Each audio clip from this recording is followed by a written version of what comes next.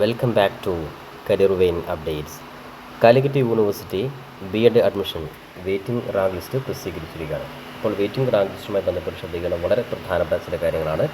ഒന്നാമതായിട്ട് ശ്രദ്ധിക്കുക, നേരത്തെ വിദ്യാർത്ഥികൾ ഫസ്റ്റ് സെക്കൻഡ് അലോട്ട്മെൻറ്റ് കിട്ടാത്ത വിദ്യാർത്ഥികളും അതേപോലെ തന്നെ സാറ്റിസ്ഫൈഡ് അല്ലാത്ത വിദ്യാർത്ഥികളും എഡിറ്റ് ഓപ്ഷൻസുമായി, അതായത് ഒഴിവുകൾ റിപ്പോർട്ട് ചെയ്തിട്ടുള്ള, അതായത് സീറ്റ് വേക്കൻസി അനുസരിച്ച് കൃത്യമായിട്ട് എഡിറ്റ് ചെയ്തിട്ടുണ്ടായിരുന്നു.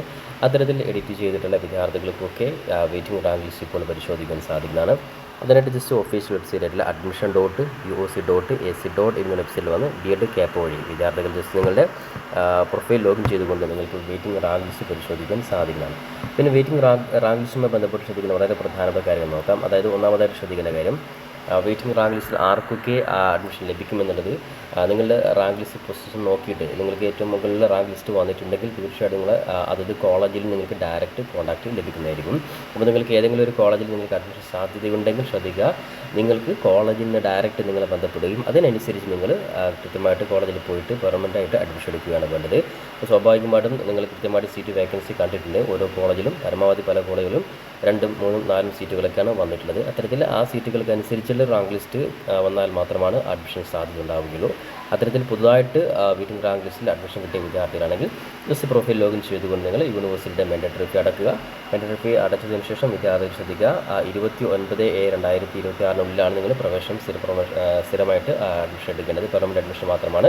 ഇനി അങ്ങോട്ട് മറ്റൊരു അലോട്ട്മെൻറ്റ് അല്ലെങ്കിൽ മറ്റൊരു വെയിറ്റിംഗ് റാങ്ക് ലിസ്റ്റ് ഉണ്ടാവുകയില്ല. കാരണം ഇനിയുള്ള ഈ ഒട്ടുമിക്ക കോളേജിലും 1, 2, 3 പരമാവധി 4, 5 സീറ്റുകളൊക്കെ റിപ്പോർട്ട് ചെയ്യുന്നുണ്ട്. ആ ഒരു റാങ്ക് ലിസ്റ്റ്, ആ ഒരു വേക്കൻസി ഈ പറയുന്ന റാങ്ക് ലിസ്റ്റിൽ ഉൾപ്പെട്ടിട്ടുള്ളവരെ ഡയറക്റ്റ് കോളേജ് കോൺടാക്ട് ചെയ്തിട്ട്, ഉദാഹരണത്തിന് 4 സീറ്റുള്ളത് 10ാമത്തെ റാങ്കിലും വന്നിട്ടില്ലെങ്കിൽ സ്വാഭാവികമായിട്ട് 11ാമത്തെ ആൾ വിളിക്കും. ഇനി അതേപോലെ 20ാമത്തെ ആൾ വിളിച്ചിട്ടും ഫില്ലായിട്ടെങ്കിൽ 21, ആ രീതിയിൽ നിങ്ങളുടെ റാങ്ക് ലിസ്റ്റിൻ്റെ അത് ഓർഡർ അനുസരിച്ച് ഈ പറയുന്ന വേക്കൻസി ഫില്ല് ചെയ്യുകയാണ് ചെയ്യുക.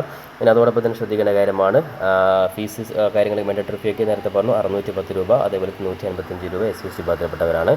അപ്പോൾ കൃത്യമായിട്ട് ഈ പറയുന്ന വളരെ പ്രധാനപ്പെട്ട കാര്യങ്ങൾ വിദ്യാർത്ഥികൾ ഇപ്പോൾ തന്നെ ചെയ്യുക. ഇനി കാലിക്കറ്റ് യൂണിവേഴ്സിറ്റിയുടെ ബി.എഡ് അഡ്മിഷനുമായി ബന്ധപ്പെട്ട്, അതായത് ഏറ്റവും അവസാനത്തെ അലോട്ട്മെൻറ്റിൻ്റെ അവസാനത്തെ ഘട്ടമാണ് വെയിറ്റിംഗ് റാങ്ക് ലിസ്റ്റ്. അപ്പോൾ പ്രിയപ്പെട്ട വിദ്യാർത്ഥികൾ കൃത്യമായിട്ട് നിങ്ങൾ പൊസിഷൻ നോക്കിയിട്ട് നിങ്ങൾക്ക് സംശയമുണ്ടെങ്കിൽ നിങ്ങൾക്ക് ഡയറക്റ്റ് കോളേജിൽ വിളിച്ചുകൊണ്ട് നിങ്ങൾക്ക് സാധ്യത ഉണ്ടോ എന്ന് നിങ്ങൾക്ക് ഉറപ്പുവരുത്തുവാൻ സാധിക്കുന്നതാണ്. അതായത് സ്വാഭാവികമായിട്ടും ആദ്യത്തെ 5ാമത്തെ റാങ്ക് ലിസ്റ്റൊക്കെ വന്നിട്ടുണ്ടെങ്കിൽ, അല്ലെങ്കിൽ 10-നുള്ളിലൊക്കെ വന്നിട്ടുണ്ടെങ്കിൽ, 20-നുള്ളിൽ വന്നിട്ടുണ്ടെങ്കിൽ നിങ്ങൾക്ക് സാധ്യത ഉണ്ടോ എന്ന് നിങ്ങൾക്ക് അങ്ങോട്ട് വിളിച്ചിട്ടും നിങ്ങൾക്ക് ഉറപ്പുവരുത്തുവാൻ സാധിക്കുന്നതാണ്. ഇക്കാര്യം വിദ്യാർത്ഥി പ്രത്യേകം ശ്രദ്ധിക്കുക.